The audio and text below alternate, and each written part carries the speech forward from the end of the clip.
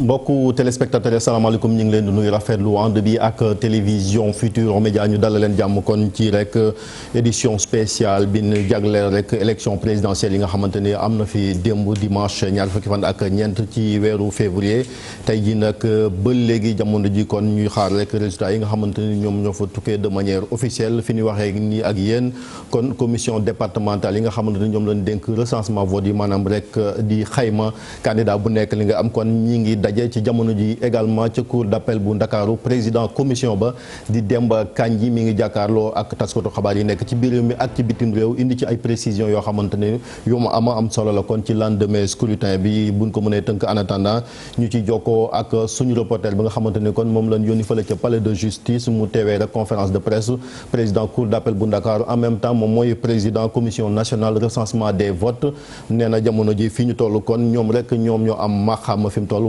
résultats yi fi ñu ci tollagum te sax boo xoolee dinañ ci ñëwaat ak comité bi nga xamante ni di communiqué bu Sénat génn ci wàll woowu kon moom nee na Demba Kandji leeral yooyu bokk na ci par exemple ñetti magistrat ñoom ñooy teewee li nga xamante ni moom mooy boobee commission observateur yi maanaam ñi nga xamante ni ci biir réew mi ak bitim réew lañ jógee di saytu yooyu élection également danañ ko teewee Sénat dana ko teewee ak tamit candidat yi nga xamante ni kon am ñi ay représentant ñu leen di wax rek kon ay mandataire danañ ko teewante laata loolu dañuy jël rek li nga xamante ni kon moom mooy procès verbaux yi nga xamante ni moom moo jógee ci 45 département di ñeent fukk ak juróomi département yoo xamante ñoo nekk ci Sénégal buñ paree kon ñoo koy indi fii ci Dakar ñu xay ko ñoom rek ñoo ci mën a sax xool ay jubbanti laata kon conseil constitutionnel moom di def publication définitive élection yooyu kon dinañ ci ñëwaat laata loolu ñu am gan ci plateau bi di suñu naataango Cheikh Yérim Seck maa ngi leen nuyu Yérim. Ibou maa ngi lay fay bu baax mon frère di am mbégte ci ñëw fii Chérif ngir jàkkaarloog yow ñu waxtaan ci réew mi. di fàttali yaa jiite site boobu ñu naan Yérim Post. waaw ba léegi maa ngi ci presse bi wax nga dëgg de. waaw muy lu am solo Yérim laataa ñuy ànd ak ki nga xamante ni kon wax naa ko sànq suñu naataango bu ñu teewal fële ci cour d'appel muy précision yi nga xamante ni kon Demba Kandji indi noonu ko ñu nag ci enseignement lañ toll kon comme laata kilifa yi nga xamante ni ñoom lañ dénk ñu daal di def publication résultats yi ban enseignement de manière générale nga tiré ci scrutin démb. waaw li ma ci tiré mooy d'abord match amoon na y avait match. ñu bari dañu yaakaaroon ne élection bu yomb lay doon ndax candidat yi bari wuñu woon waaye vraie élection la am na lu bari yoo xam ne nag aussi soppeeku na ci paysage politique bi te élection bi moo ko indi ku mel ni Idrissa Seck par exemple.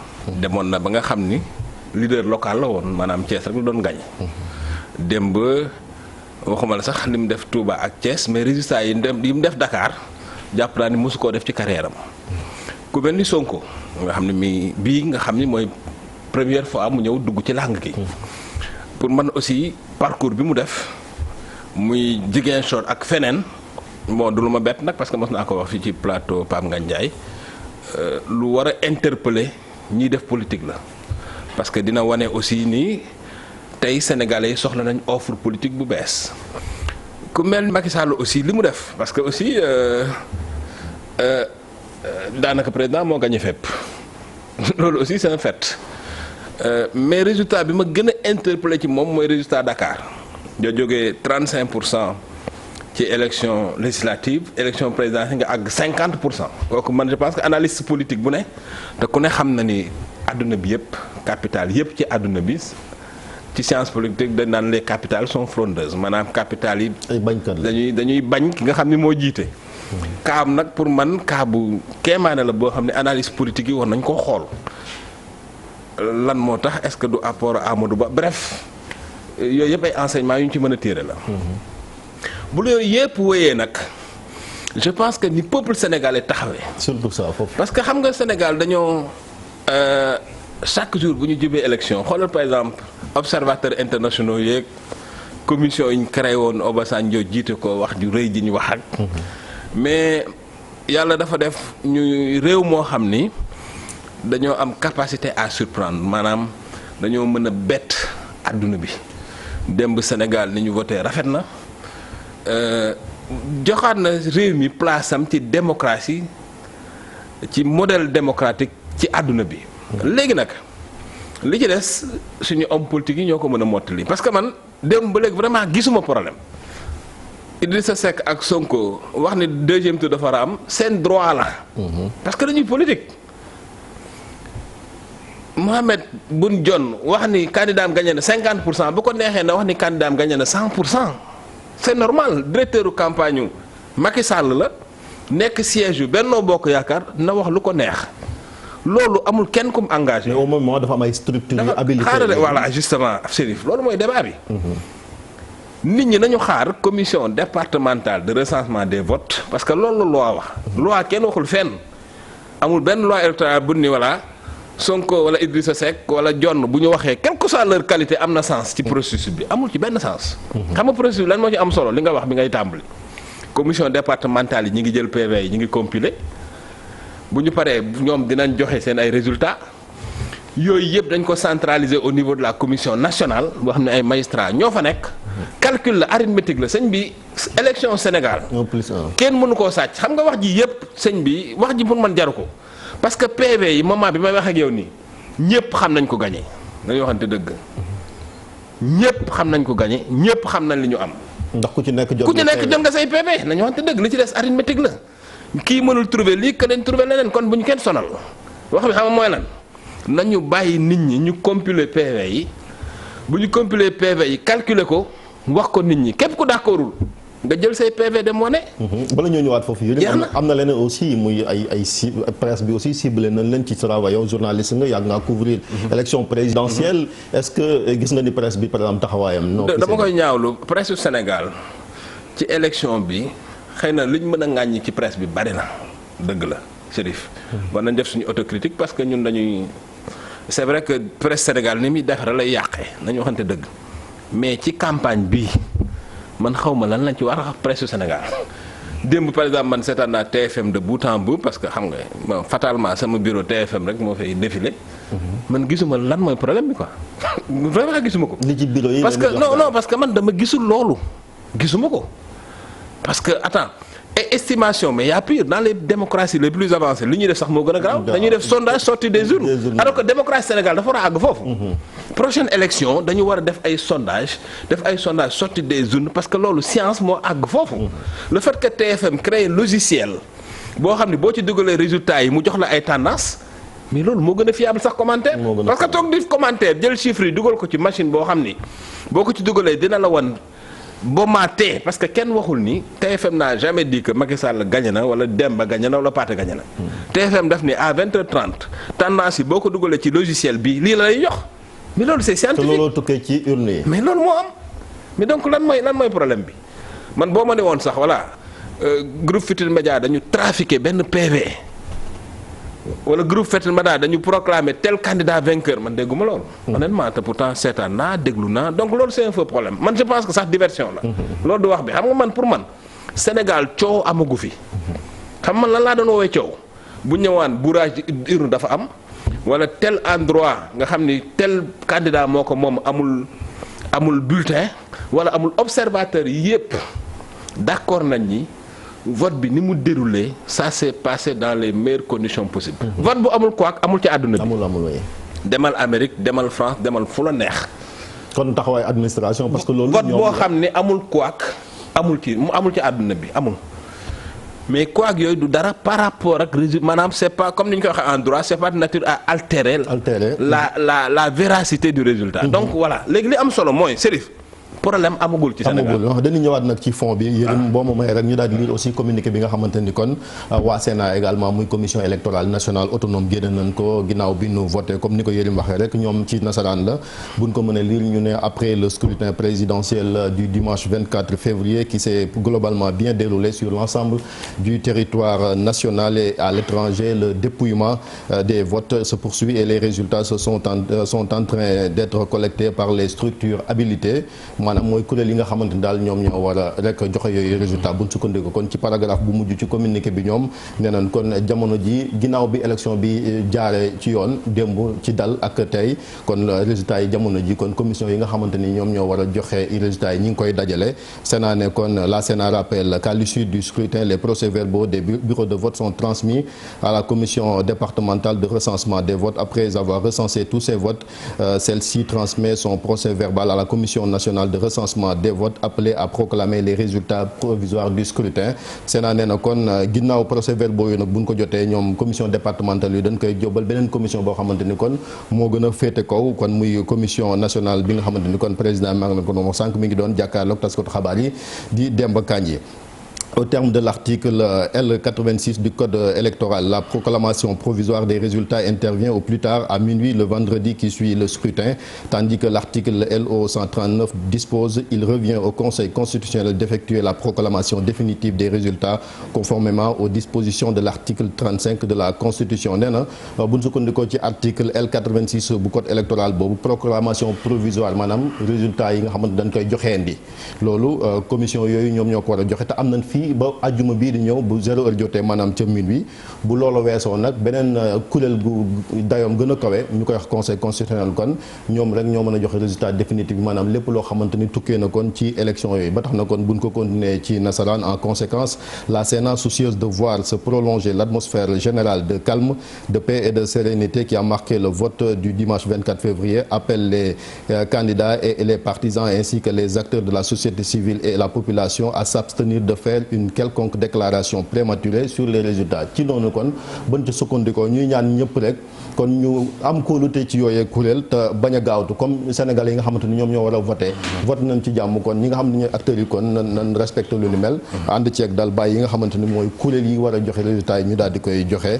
Elle appelle comme à l'accoutumée les acteurs politiques à adopter le même comportement exemplaire qui suit que celui-ci observé par les citoyens qui ont mis en avant leur esprit civique au cours de la journée du 24 maanaam démb dafa mel ni kon mooy yërim li nga doon wax Sénat bu ñu tëjee communiqué bi rafetlu taxawaayu Sénégal donc woo acteurs yi ñu surtout politiciens yi aussi ñu roy ci askan bi mu mel ni kon ni nga koy wax peuple yi am na avance ci acteurs yi. Déedéet parce que et puis waxuma la dara sax mais ni ñu wotee démb ak ni mu rafete àdduna bépp naw ko li ci war a des rek mooy teey ak ni tekk parce que nag Chérif fii kenn mënul nax kenn et puis même journalistes yi informé sax xam nañ résultats yi ak exactitude xëy na loi moo permettre wax ko rek mais ku ne xam na PV yi lan la fan la jógee ak ku ne lan nga am loolu moom vraiment c'est je veux dire que dootul débat daal li ci des nag mooy démocratie dafa am protocole maanaam lu ne dafa am fu muy jaar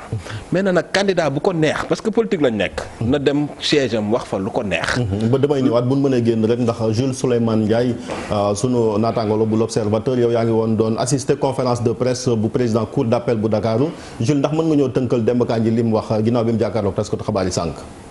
ginnaaw bi ma ñëwoon téléspectateur Télé Futurs Médias maa ngi lay nuyu di la gërëm waaw Demba Kandji président cour d'appel en plus membre de la commission nationale de recensement de vote moo wootoon benn point de presse du conférence de presse sax point de presse parce que déclaration la doon def léegi nag xam nga ñëpp dañoo xaaroon ni pour ñoom résultat provisoire bi lay def mais daa mel ni suspense dañ daa maintenir suspense ba vendredi dafa ne vendredi minuit dañuy jébbal lépp conseil constitutionnel en plus revenir nag ci déclaration par ci et par là surtout premier ministre bu mu waxee ni coalition Benno Bokk Yaakaar gagné na 57% ak opposition di joxe chiffre mu ne chiffre yooyu baaxul ñoom ñoo war a joxe résultat yi. loolu rek la ci wax ak en plus nee na jot nañu quelques PV ci yenn département maanaam département ak Saint-Louis Gossas Malem Hodar léegi fi ak ngoon ñuy xaar yeneen PV yi dikk ci yeneen département yi ñoom.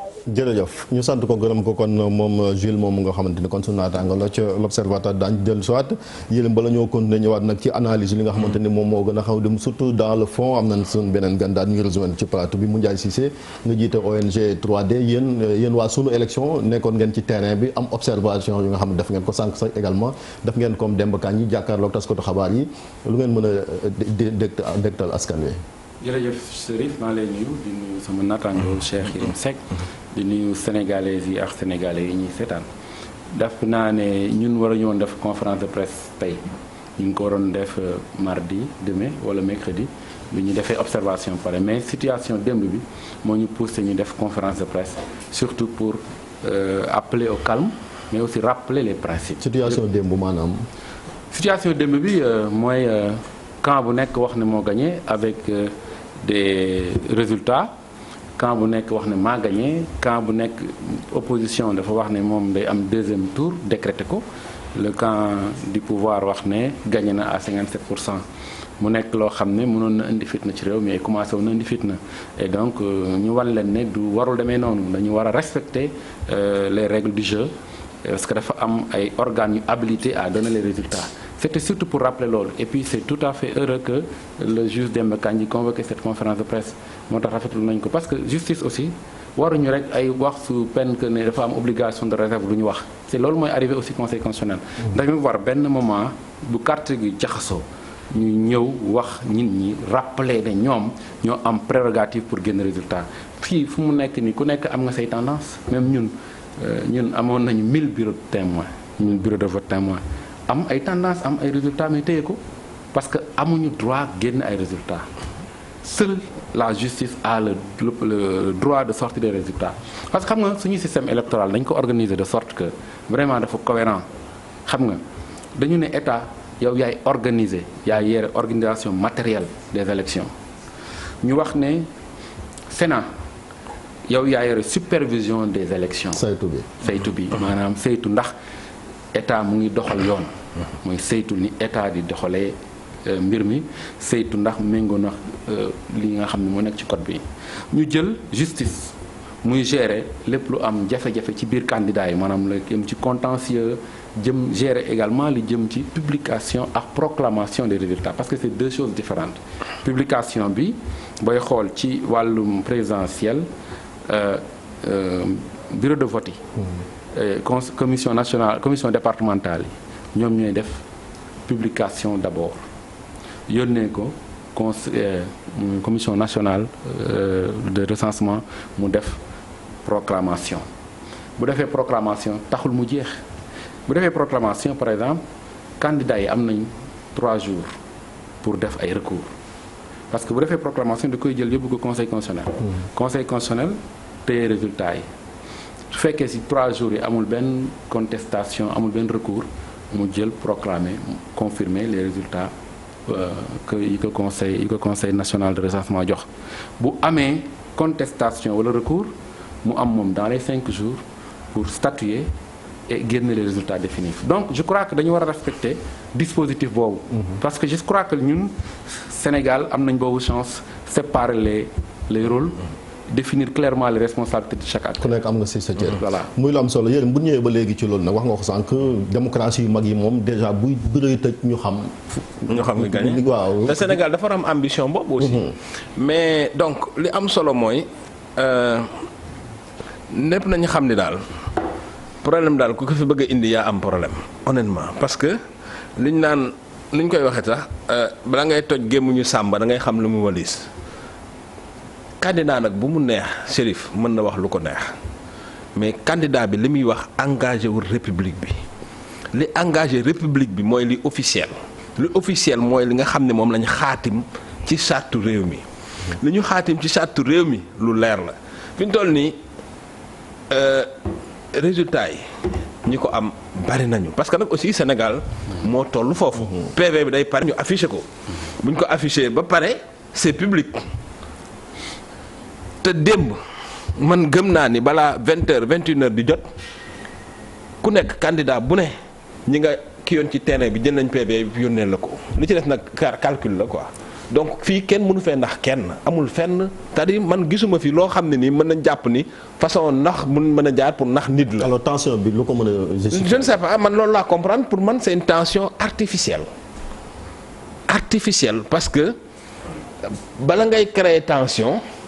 da ngay xool ba xam y a des faits précis man bu ñëwoon par exemple ni ma wala bu fekkee ne da ngay ñëw sax contesté wala ni deuxième tour day am ak yooyu bëgg a dem ba sa logique da ngay génne ay PV teg ko ci table yi ma ne PV yëpp calculer nit ñëpp jël seen ay machine à calculer nga prouver que ni effectivement deuxième tour day am wala deuxième tour du am boo ma nee 57% laa am nga tegal ma say PV ba fekkee da nga war a dem ci logique bu ki ne premier tour aussi moo am moom it dafa war a def la même chose. moom la dem loolu laa la bëgg wax dem la boo ma nee 57% laa am da nga may prouver mais boo ma nee 57% laa am lii dans l'air ça ne m'intéresse pas donc li am solo daal mooy askanu Sénégal nañu xam ni ñoom def nañ ñu war a def li ci des organes yi nga xam ne ñoo yor élection yi ñoo ko war a def ñooñu dinañ ko def te comme ni ko grand bi waxee fu ne def ci am recours maanaam du loo xam ne da nga koy def ni maa tey par force te tey kenn mënta nax kenn parce que tey commission nationale ak bu mu mënti doon boo calculer loo xam ne jaaruwul gars yi mën nañ génne seen i PV parce que ku ne dañ la représenté ci bureau de vote.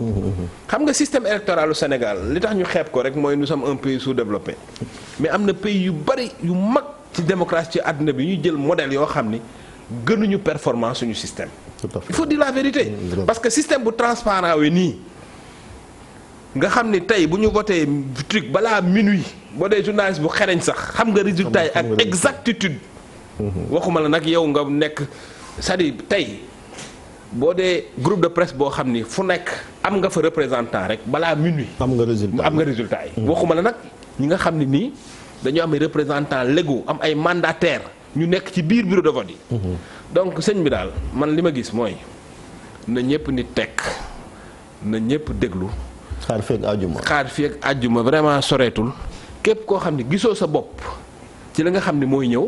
nga génne say preuve wane ni lii d'accord ma ndax PV bi wax nañ ni til laa ci am te aw ma ci dara wala bu fekkee dafa am leneen lu la gêné ci processus bi parce que mën na doon problème PV mën na doon leneen loo xam ne jàpp nga ni daf ci am te waru cee am nga ni lii waru cee am nga joytu ko fañ ko war a joytoo buñ ko waree saafara ñu saafara ko.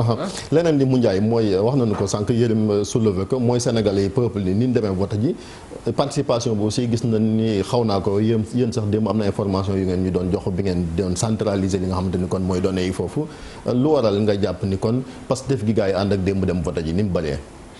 waaw xam nga jàpp naa ne am na évolution sur taux de participation bi. parce que booy xool élection yi ñuy mujjee passé yi ñu def taux de participation bi c'était 53%.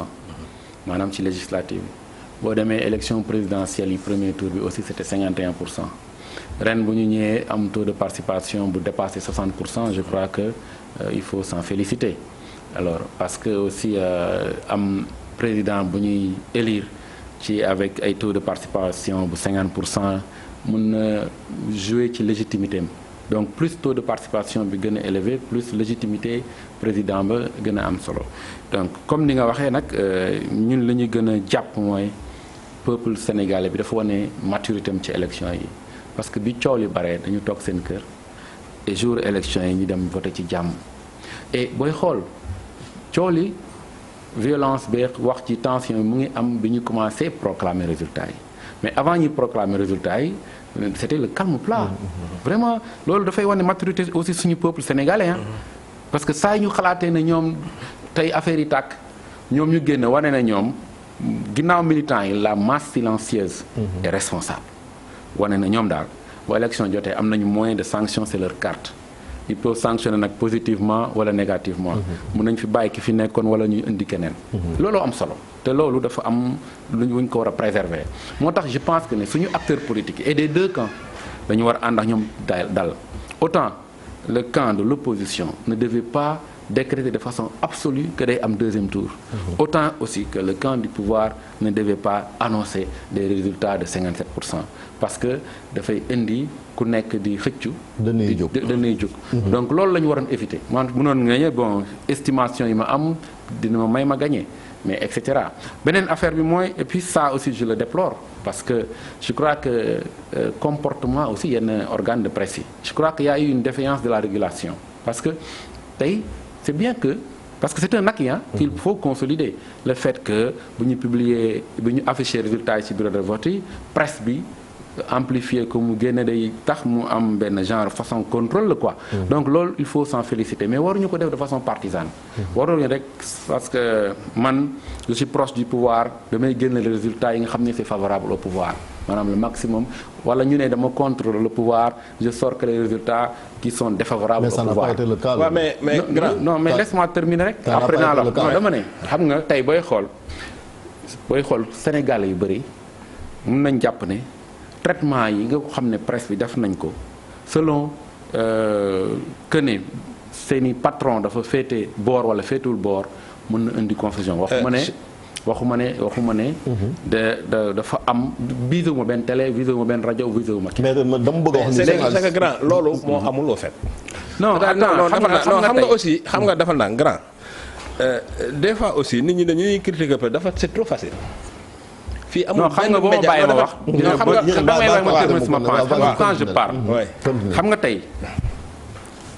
booy xool l'opinion boo suivre démb organe bu mel ni Sen TV moi je l'ai suivi en direct.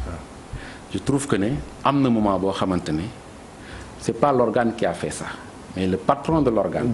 jarul citer sax. non damay citer parce que il faut on assume nos positions. amuñu ragal dama lay wax. alors boo ñëwee man li ma jàpp considéré ko boo ñëwee man j'ai suivi aussi benn moment RFM je le dis aussi il faut l'assumer.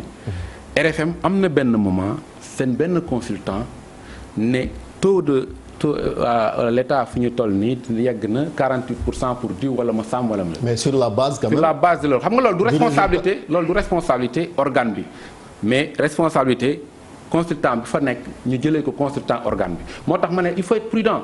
je dis que ne c'est pas nouveau. maanaam que ay statisticiens toog sur la base des résultats. est-ce que mën nañu wax un peu aussi. waaw allez-y. parce que man d'accord uma ak yow. waaw honnêtement point yi nga soulevé yëpp d'accord uma ci ak yow. Sen TV. Bougane mi ngi woon ci plateau bi. mais bi mu fa nekkee comment ça va encore l'autre qui était à l'ANET là Abdou Khafor Touré mi ngi ci plateau bi. muy ñaari tendance opposée toog ci plateau bi di wax. deuxièmement résultat yi ni muy ñëwee kenn mënu ko sérieux loolu amul. ay kii dafay joxe résultat yoo xam ne dafa favorable kii yooyu c'est des fantasmes amul. parce que grand Chérif man grand bëgg naa trop ñu critiquer presse bi man ñi gën a critique ci presse bi laa bokk. mais traitement information wu présidentielle bi.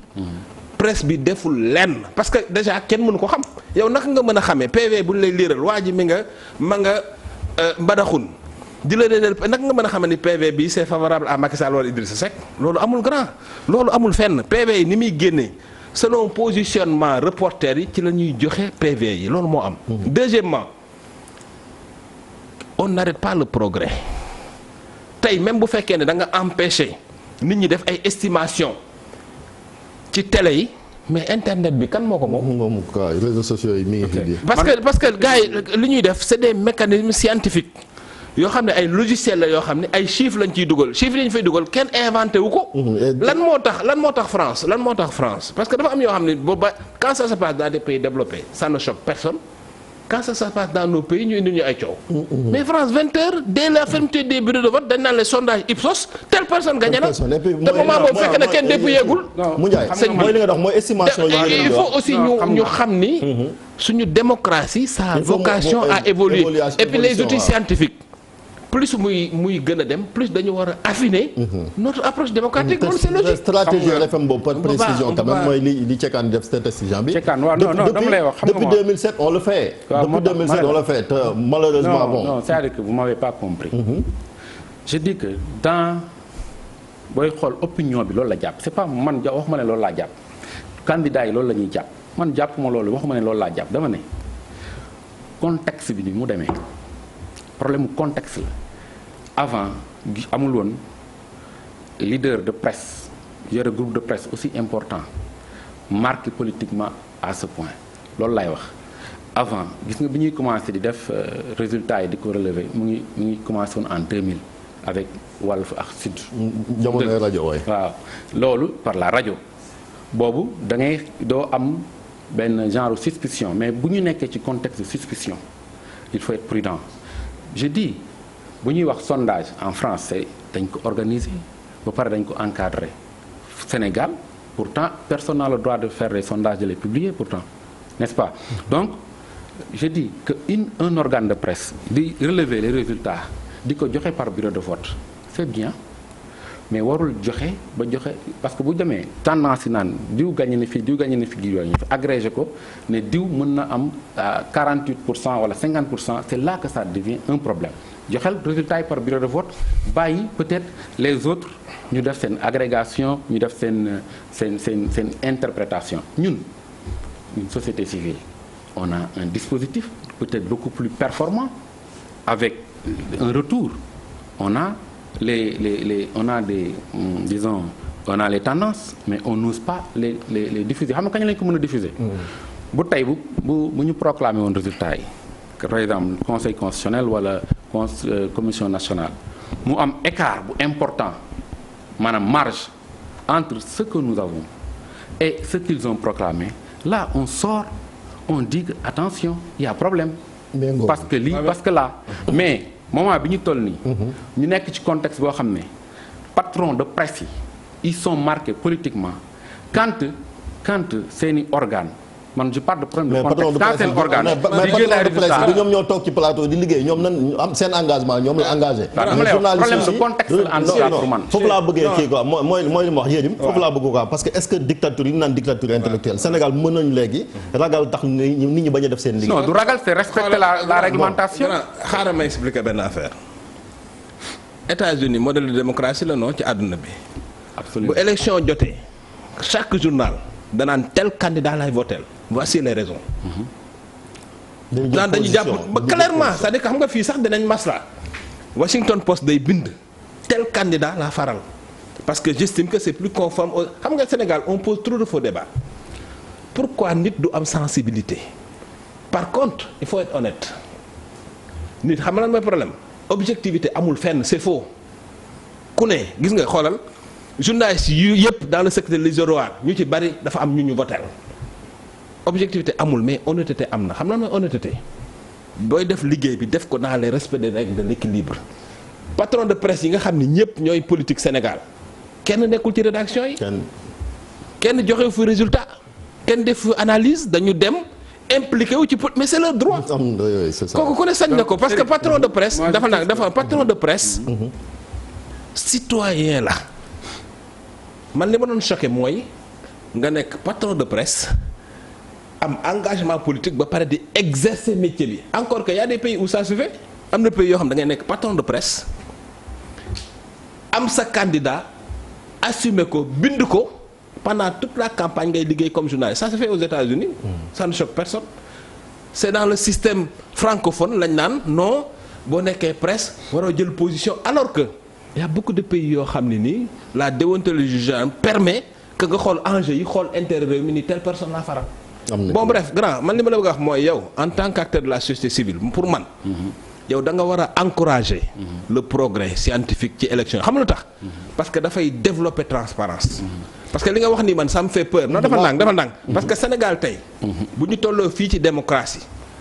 implication presse bi. dès le bureau de vote moo ko indi. tey li tax kenn mënut sàcc élection loolu moo tax loolu pour man loolu dañ ko war a amplifier mais kenn waru ko dénoncer non moi je dénonce pas man mooy sama gis-gis non oui je vois ce souci quoi mooy non moi sama souci mooy l'apaisement tout est question de contexte comparaison n'est pas raison on n'est pas aux États-Unis c'est pas parce que quelque chose se passe aux États-Unis dañ ko war a transposer dama la bëgg a wax li nga xam ne dama la bëgg a xam ne moo am dama la bëgg a wax ne dafa am yeneen système yi ngeen jël référence yooyu dafa am man jëluma référence benn système moi je pars par rapport à notre contexte local je pars par rapport au Sénégal par rapport à nos réalités je dis au contraire on doit encourager l'implication de la presse dans le système de remontée des résultats c'est formidable mais on peut l'encadrer de sorte que du ku mu neex publier résultat yi neex waxuma c'est le cas dama ne à l'avenir xam nga nit problème bu amee dans un pays dañ ci war a tirer des leçons. mais li du lu bees grand. non du lu bees koo koy wax. maa ngi fi depuis 2000 du lu bees. dama ne quand il y a pourquoi maintenant waaw pourquoi mais il faut se poser la question. pourquoi mu fi daan am musul indi coow li te ren mu indi coow li xam nga dafa mus a am. am na 2000 musul indi coow. am na 2007 non laisse-moi terminer rek booy. déggal. allez-y c'est pas grave sa boy la allez-y. moom mooy naan grave te xam naa sax moom non c'est pas grave allez-y. alors je dis ça pour taquiner quoi mais je dis. am na 2000 amul coow. am na 2007 amul coow. am na 2012 amul coow. n'est-ce pas vrai ou faux. te ba léegi dara yokku mais mais dama la bëgg a xamal ni dara yokku mais ay donc je dis que au contraire. dañ ko war a gën a encourager xool nu ñu koy defee ba du am coow xam nga pour man lan lañ koy defee ba du am coow ñu encadrer ko def ci réflexion parce que bu coow li fi lu mu mënoon jur bari na xam nga y avait des menaces un peu partout mais mun nañu xool au sortir de ces élections là mu am benn concertation autour de ça pour éviter que mu nekk coow lu mën a indi fitna mais encore une fois j'encourage cela parce que ndëgëm société civile moo koy def di ko def ay remontées mais c'est la presse. alors que la presse doit donner l'information. Donc c'est pas ça, c'est le problème. Comment l'encadrer de sorte que du am dérive. Comment l'encadrer de sorte du am manipulation. Est-ce que loolu dina yomb sax Yérim moom laa la bëgg a laaj parce que boo xoolee même gis nga WhatsApp bi mu génne bu am solo ci affaire mënoo ko encadrer. parce que soo mënul encadrer vent bi. ngelaw lii di ñëw nii boo ko mënul encadrer. mënoo encadrer loolu. te internet ngelaw la. te fi ñu toll nii mooy média bi ëpp doole ci àdduna bi mënoo ko encadrer. mais internet dafa may fake news dafa bari ay manipulation est-ce que grand baal ma wax ba jusqu'au bout. li ma bëgg a wax mooy et puis coow mais politique coow la sëñ bi man xam nga man ban coow moo garaaw un bruit de fond mais coow lu artificiel loolu grand est-ce que xam nga bu ñu waxantee dëgg est-ce que xam nga ni coow li am démb yëpp waxi gone la. parce que amul sens yow sax sa bopp bi nga commencé wax nga ko amul sens. oui vraiment c'était inutile c'était coow muy Idrissa Seck muy Sonko muy Macky Sall muy John dama ni moment bi ñuy wax ñoom ñëpp ñi ngi téye PV yi nañu waxante dëgg bu ñu naxante. moo tax sëñ bi xoolal li xew nga xoolal li xew ci élection yi dama naa kon loolu xam nga magum jëmm ñun ay mag lañ du ñu ay gone. le Sénégal c'est un pays où il y a quand même des adultes politiciens yi seen agitation yooyu loolu c'est pour le show. peut-être am na ci ñoo xam ne am na lu leen naqari parce que peut-être résultat yi bëgguñu woon mu demee nii ñuy sonal nit ñi mais grand xoolal fii li fi xew ñëpp xam nañ ko donc bruit bu artificiel boobu xoolal boo encadré woon ba àdduna jeex boo encadré woon ba àdduna jeex bruit boobu faaw mu am parce que nit a mel noonu yooyu c'est des bruits de mauvaise foi donc parce que politiciens yi ñi ngi wax rek dañu war a porter atteinte au système alors que le système fonctionne. le système fonctionne monsieur Cissé. xam nga man système bi ni muy fonctionner xool grand man yàlla may na ma chance macha allah. dem naa ci réew yu bari. observer seen ay élection te réew yi am élection Afrique yëpp xam nga problème fan la amee. du bureau de vote à l'organe de proclamation foofu la yëf yi amee. c'est-à-dire résultat yi bu jógee ci PV yi. ba fañ koy proclamer. ñun Sénégal réglé nañ problème boobu. parce que déjà à partir du bureau de vote ñëpp xam nañ résultat yi. mais loolu grand avancé la boo xam ne. est-ce que psychologiquement aussi. monsieur Cissé loolu avancé la boo xam ne. ak kii la boo xam ne pour man. xam nga la leen war a def. xalaat nuñ koy consolider. c'est ce que je dis dama naan xalaat nuñ koy consolider. mais ay encadre parce que non. mais encadré c'est en le consolidant encadré dans un vocable français mooy. Moundiaye yéen baal ma sama question mooy est-ce que psychologiquement aussi acteurs yi préparé woon nañ ko aussi ci li war a xew pour éviter li ni mel. non parce que ñu am na ñoo xam ne ñu ci bari daal dafa am foo yóbbu woon sa bopp ci wàllu xayma wala mébét xëy na jotoo ca moom moo tax ñu yegg si fii. non je dis la même chose que Yérim que ne c'est un acquis qu'il faut consolider mais comment le consolider en l'évaluant dañ ko war a évaluer xool pourquoi 2000 ils l'ont fait on s'en est félicité 2007 même chose 2012 ba ci dernière législative yi amul problème. alors pourquoi cette fois-ci mu am problème waruñu ne rek am na problème nañ ci jaar dañu war def taxaw seetlu xool lan moo indi problème bi foofu laay waxee c'est-à-dire que moi je suis en train de faire des analyses. su dee problème am na. non waxuma ne non am na problème. y a problème bien sûr. mais ci presse bi la jógee problème bi. non waxuma ne ci presse bi la jógee. problème am na problème bu amee est-ce que ci presse bi la jógee est-ce que ci liggéeyu presse bi la jógee. yéen ñaar journaliste yi may intervenir mais laisse-moi continuer mon analyse. je veux dire waxuma ne je dis que qu'on le dise ou pas quand on est honnête on sait que hier il y a eu tension. c'est pas une tension manifeste ou latente mais il y a eu tension. Les Sénégalais avaient peur quand Idrissa Seck et Sonko ont fait leur conférence de presse suivi de quelques heures après par la conférence de presse de monsieur le Premier ministre. parce que lan la ñu amoon habitude ku gagné ñi gagné oo ko félicité leen xam nga loolu aussi c'était un acquis.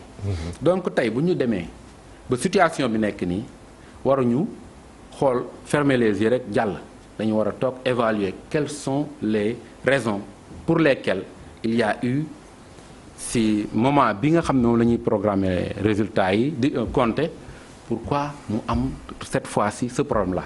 moi je fais juste un appel à une évaluation de cela ñu xool quel est le problème fu mu jógee comment l'améliorer maanaam système bi donc foofu laay waxee je ne fais pas de reproche à la presse fait partie depuis 2000 à maintenant des organes disons des acteurs clés du processus électoral et ça il faut s'en féliciter et les encourager mais bu amee 2019 nii ñu waroon avancer ci foofu mu am coow lu mel ni nañ ko évaluer xool quel est le problème et jéem ko corriger. Chérif loolu foofu laa bëgg a relever grand système bi fonctionné wul sans coow.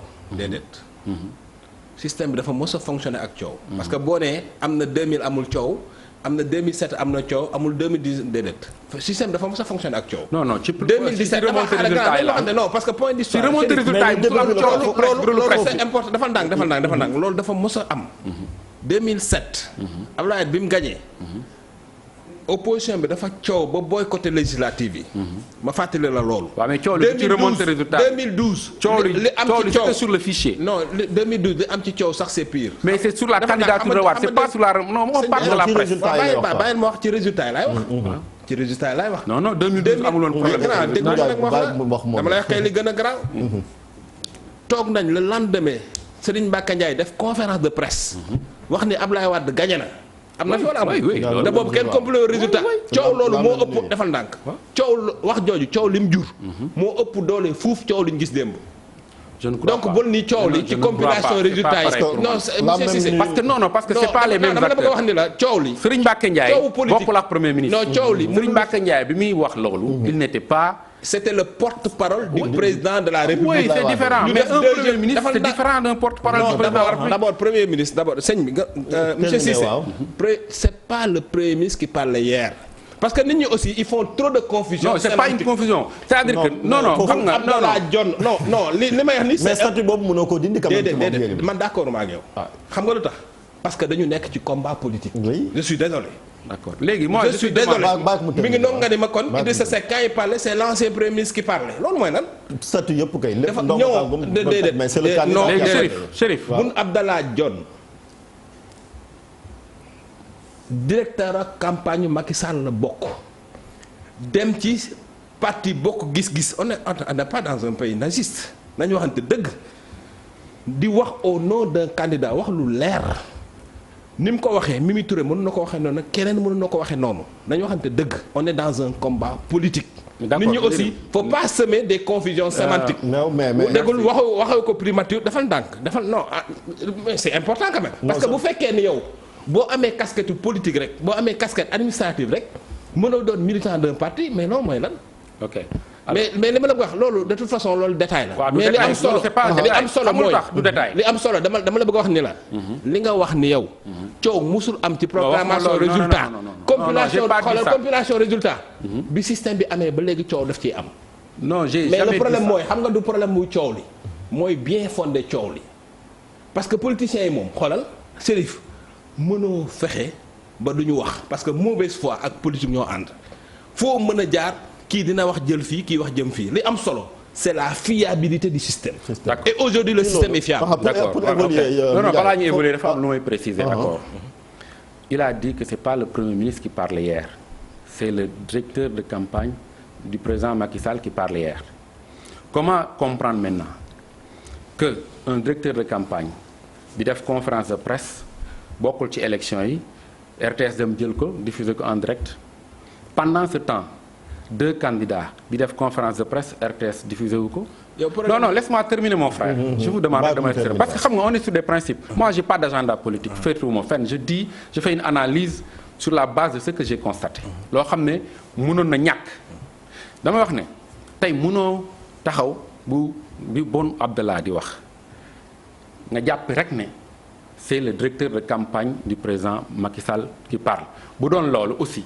dañu war a respecter aussi les formes l'ARTS média public la bu fekkee ne Boun Abdallah day waxee ci turu directeur de campagne président Macky Sall RTS waru ko jël diffuser ko en direct au point d'arrêter une émission qui se passait en direct au même moment laisse-moi terminer. Au même moment laisse-moi terminer. Voilà, au même moment 2 candidats ont fait leur conférence presse jël ko. Bon laisse-moi terminer mon frère. Deuxième chose. coow li amoon 2012. jógewul ci remonter résultats yi. ci. mais non si l'autre là Serigne Mbacké Ndiaye. Le fait que moom mu joxe ay résultats mais on n'a pas reproché à la presse d'avoir fait remonter les résultats. La presse a toujours fait la remontée des résultats de façon très professionnelle et de façon équitable. mais coow li amoon 2012 c'est pas. non presse bi moom presse bi lañ ko incriminé woon. presse bi moom mu Ndiaye def nañ li leen waroon def nañ ko seen gaan wàcc na wax dëgg yàlla maintenant nag ku ci nekk ak ni nga koy commenter. voilà c'est ça pour précision parce que démb aussi on peut avancer je crois. voilà en tout cas quelque chose s'est passé. dañ ko war a évaluer xool fan la problème yi nekk. mais Chérif am na benn point bu am solo bu ñu war a. non dinañ ko avancer parce que lii problème bi mu posé. problème mu RTS la posé. moom laa wax non